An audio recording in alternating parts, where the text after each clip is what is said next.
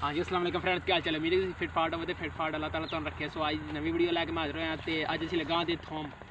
लो जी देख सकते हो थोम है एन भोरिया छोरिया ते असीं हुण लगा दे थोम।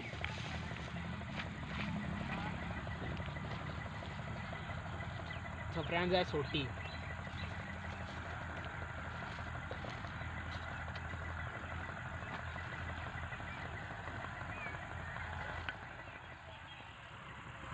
फ्रेंड असीं थोम लगा रहे हैं।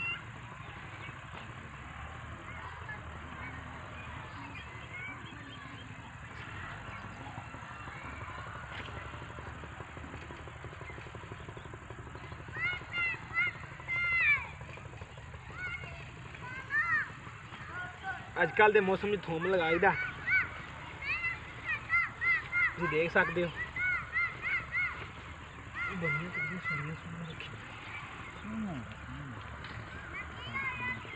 मैं पीछे तो रहा तो क्यों नहीं पीछे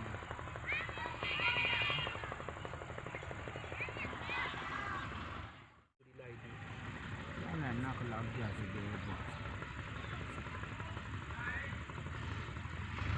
हाँ जी फ्रेंड्स है थोम, देसी थोम है देसी।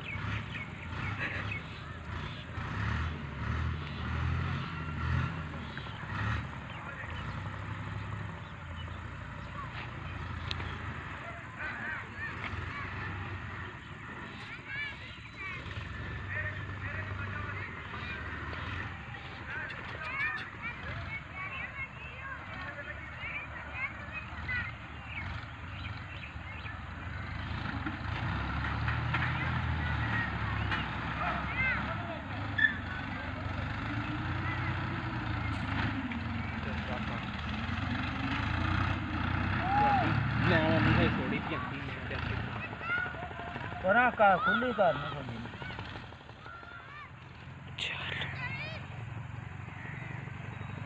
हाँ जी फ्रेंड असी ना थोम लगा लिया, मैं भी लगा रहे हैं। 3 किलो थोम लिया सी। सो मरला 1.5 थां वेखना किन्ना क लगदा 3 किलो। किलो नाल मरला लाना चाहिए, किलो ना आंदे ने मरला लाना चाहिए।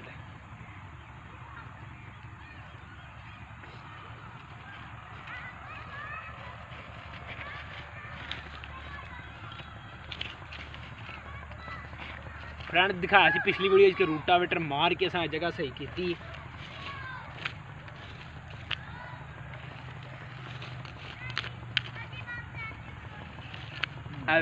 सोटी मारी थी बिच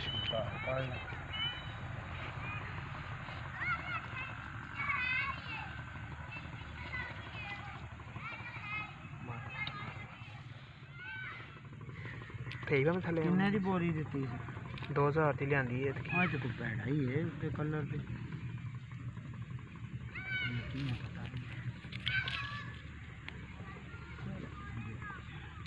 सीधी तूरी है इस तरह।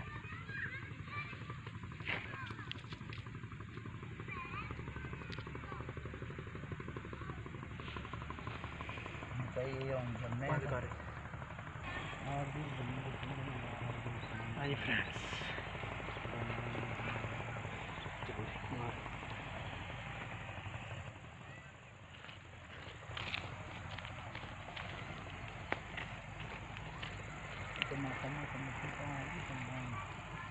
अच्छा ठीक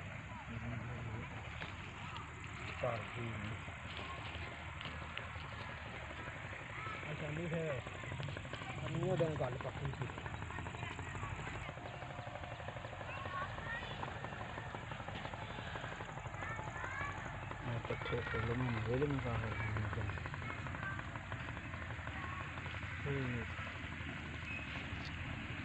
छिली तुरी नहीं लाई दी